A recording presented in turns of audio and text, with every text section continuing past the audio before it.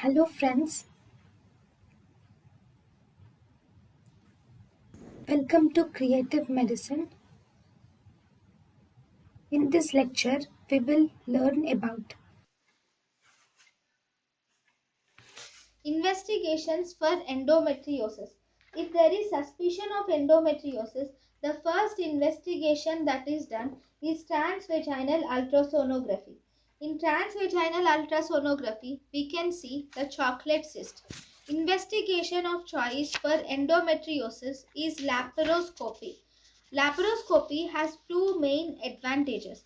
With the help of laparoscopy, we can obtain the histological tissue, so histopathological diagnosis can be done with the laparoscopy, and staging of the disease is also easy with the help of laparoscopy.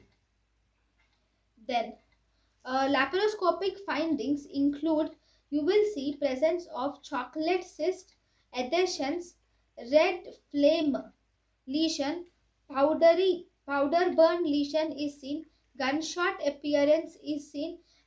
Powder burn appearance or gunshot appearance is the classical appearance due to hemosiderin. Peritoneal defects like Allen Masters syndrome are seen. Magnetic resonance imaging or MRI is not a routine investigation. MRI is done when we are not sure about the nature of adnexial mass. MRI helps in diagnosis of deep infiltrating disease and rectovaginal disease. When you are suspecting against when we are suspecting coexisting Mullerian disease, even then magnetic resonance imaging can be done.